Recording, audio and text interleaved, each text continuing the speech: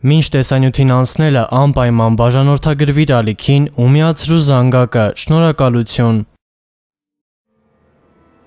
Պատմության ընթացքում շատ են եղել այնպիսի մարդիկ, որոնց կյանքը մինչ օրս շատ առեղծվածային է թվում։ Նրանցից շատերը ունեն բազմաթիվ չբացահայտված գաղտնիքներ։ Այսօրվա տեսանյութում ձեզ եմ ներկայացնելու 5 ամենաառեղծվածային եւ գաղտնի մարդկանց, որոնց մասին շատ քիչ ինֆորմացիա է հայտնի։ Իսկ մինչ դիտելը անպայման հավանիր եւ տարածիր այս տեսանյութը, քանի որ 85000 բաժանորդի դեպքում սպասվում է շատ հետաքրքիր խաղարկություն։ Դե ինչ, իսկ ես ձեզ մաղթում եմ հաճելի դիտում։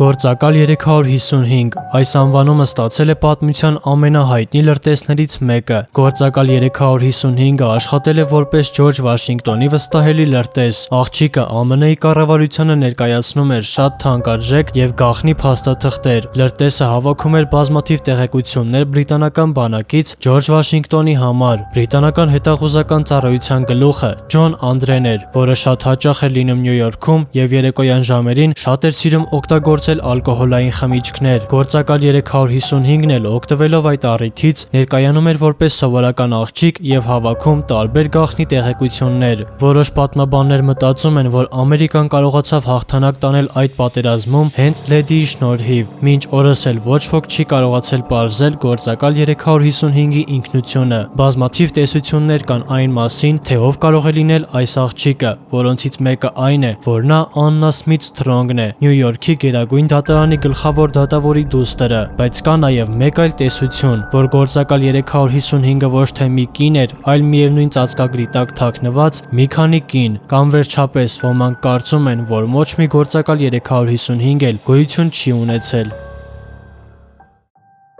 Դեն Կուպեր 1971 թվականի նոյեմբերի 24-ին Boeing 727 նստեց մուգ հագնոցներով գործարարի հագուստով մի տղամարդ։ Նա իր ուսին ուներ միջին չափի բարակ ուղևորի պայուսակ։ Այդ ժամանակ անձը հաստատող փաստաթղթեր չկային եւ մարդիկ իրենք էին նշում իրենց անունները։ Տղամարդը բորտուղեկցորդուհուն ներկայացավ Դեն Կուպեր անունով։ Թռիչքից հետո տղամարդը բորտուղեկցորդուհուն տվեց մի նամակ, որում ասվում էր, որ իր քեյսում ռումբ կա։ Աղջիկը համոզվեց դրանում, երբ փորձեց բացել քեյսը։ Դեն Կուպերը սկսեց պահանջել 200,000 ԱՄՆ դոլարի չափով փրկագին, ինչպես նաև օդապարիկ։ Այս տեղեկությունը շատ շտապ փոխանցվեց օդաչուներին, իսկ այնուհետև ավիաընկերությանը։ Ինքնաթիռի կապիտանին հանձնարարվեց վայրէջք կատարել Սիեթլ Տակոմա օդանավակայանում։ Ուղևորները շատ էին վախեցած, որոշները նույնիսկ կորցրել էին գիտակցությունը։ Երբ ամբողջ գումարը արդեն Դեն Կուպերի մոտ էր, նա հրամայեց իջնել ուղևորներին, իսկ օդաչուներն ու բորտուղեկցորդուհին պետք է մնային։ Տղամարդը պահանջեց նրան տանել Մեքսիկա։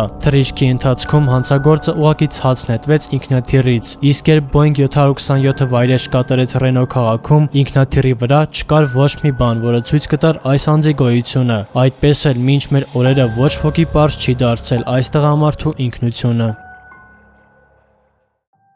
Երկաթե դիմակ Պատմության ամենաառեղծվածային մարդկանցից մեկը համարվում է երկաթե դիմակ կրող տղամարդը։ Նա համարվում էր խորհրդավոր կալանավոր, որը կրում էր 644-890-01 համարը Լյուդովիկոս 14-րդ արքայի գահակալման ժամանակաշրջանում։ Նույնիսկ մեր օրերին պարզ չէ այս տղամարդու ինքնությունը։ Նրա կյանքի մասին շատ քիչ տեղեկություններ են առկա։ Ծնվել է 1640-ական թվականներին Ֆրանսիայի թագավորությունում։ Բանտերում նրա մասին նույնպես շատ տեղեկություն չկա։ Նշված է միայն ծնված օրն ու վայրը։ Բանտարկյալին սպառնում էին, որ եթե նա ինչ-որ մեկին պատմի իր անցյալը, ապա կենթարկվի մահապատժի։ Այդ վախից տղամարդը իր ամբողջ կյանքի ընթացքում ուղղակի չի հանել երկաթե դիմակը։ Բանտում նրան պահում էին շատ լավ, տալիս էին այն, ինչ ուզում էր։ Կարելի է ասել, որ տղամարդը չէր ապրում բանտարկյալի կյանքով։ Ֆրանսիացի գրող Վելտերնին այս անձը շատ էր հետաքրքրել, եւ նա առաջին անգամ շարադրեց մի լեգենդ, ըստ որի երկաթե դիմակը Լյուդովիկոս 14-րդ թագավորի Կասպարի երկվորյակ եղբայրներ։ Արդյունքում ստեղծվեցին տասնյակ զանազան ենթադրություններ այդ կալանավորի եւ նրա բանտարկության մասին։ Մի շարք հոլանդացի գրողներ ենթադրում են, որ երկաթե դիմակը այլազգի է։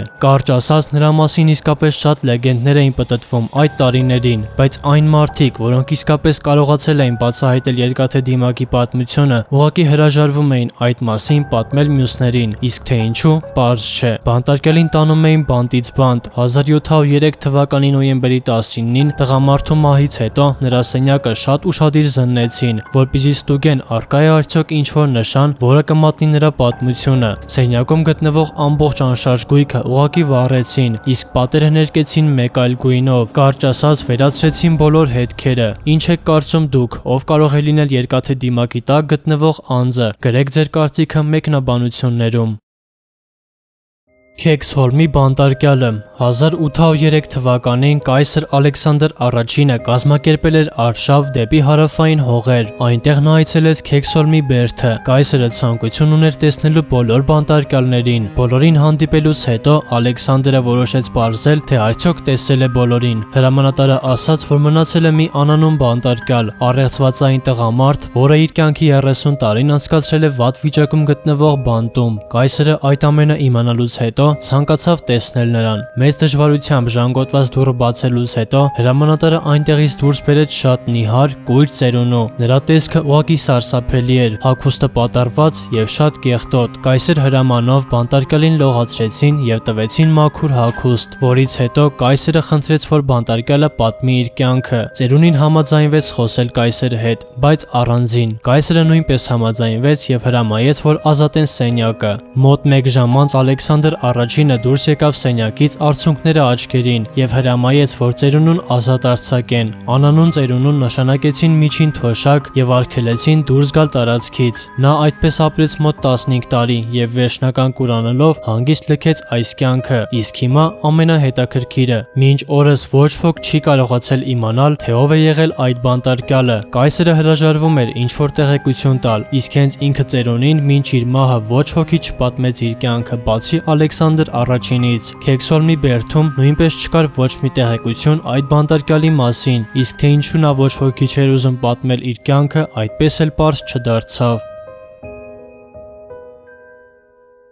Կասպար Հաուզեր Առաջին հայացքից ոչ մի առանձնահատուկ եւ առեղծվածային բան չունի այս տղամարդը, բայց դա առաջին հայացքից։ Իրականում տարբեր իմաստուններ մինչ օրս էլ փորձում են բացահայտել Կասպար Հաուզերի գաղտնիքը, բայց ապարդյուն։ 1828 թվականին Նյուրնբերգի փողոցներից մեկում հայտնվել էր մի երիտասարդ տղա, որը ուներ 16-ից 17 տարեկան երեխայի տեսք։ Նա շատ դժվար էր քայլում եւ բոլորին նայում էր տարօրինակ հայացքով։ Իր մոտ նա ուներ երկու նամակ, մեկը իր մոր, մյուսն էլ Պեկուի կողմից։ Տղայի մայրը բողոքում էր, որ շատ աղքատ է երեխա մեծացնելու համար։ Երիտասարդ տղային բոլորը ուշադրություն էին դարձնում, իսկ որոշները մի փոքր հարցաքննում։ Տղան բոլորին ասում էր, որ ուզում է դառնալ ձիավոր։ Սկզբից բոլորը նրան ընդունեցին որպես խելապակաս, բայց ընթացքում հասկացան, որ տղան առանձնահատուկ է։ Կասպարը իրեն այնպես էր պահում, ասես առաջին անգամ շփվեր մարդկանց հետ։ Երբ մի օր նրան տվեցին թուղթ եւ գրիչ, տղան վատ ձեռագրով գրեց Կասպար Հաուզեր։ Քաղաքի բոլոր թերթերը գրում էին միայն Կասպարի մասին։ Նա դարձել էր իրական առեղծված բոլորի համար։ Շատ էքսպերտներ փորձում էին հասկանալ, թե որտեղից է տղան։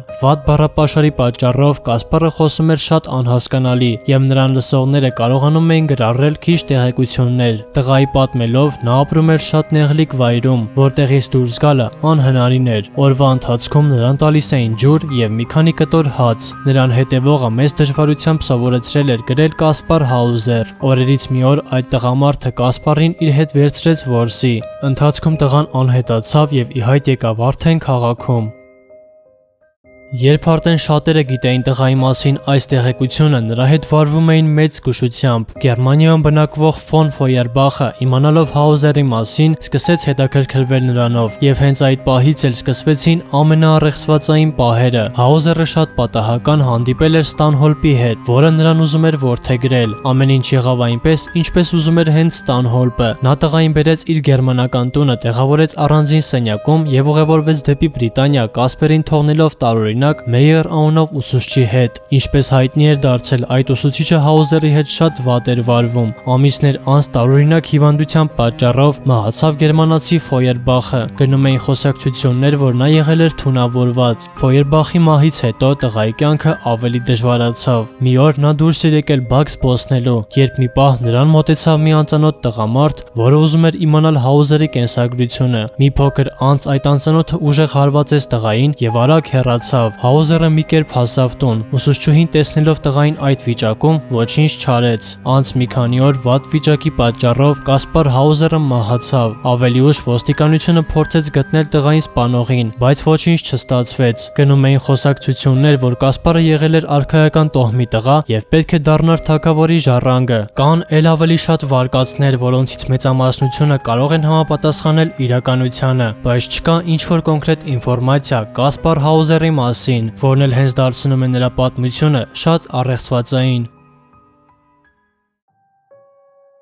Ինչպես տեսակ, պատմության ընթացքում իսկապես եղել են այնպիսի առեղծվածային մարդիկ, որոնց մասին խոսում են մինչ օրս։ Իրականում եղել են այդպիսի միլիոնավոր մարդիկ, որոնց մասին ավելի քիչ տեղեկություններ է առկա։ Իսկ այսօրվա տեսանյութը մոտեցավ իր ավարտին։ Անպայման հավանիր այն եւ բաժանորդագրվիր ալիքին, քանի որ հետագայում լինելու են ել ավելի հետաքրքիրները։ Դե ինչ, իսկ մենք դեռ կհանդիպենք։